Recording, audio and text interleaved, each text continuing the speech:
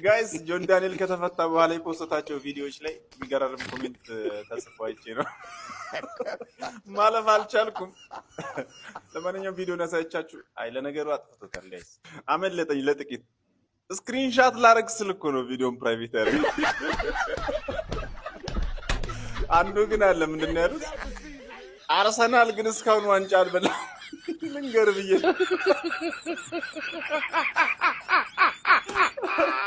ቪዲዮ ላይ ትንሽ ክርዝዝ ብሎ ነበርና አለባበሱም ትንሽ እሱ ላይ ደግሞ ምንድን ነው ያሉት? ጆዬ ጃኬት እኮ ፋሽን አለ።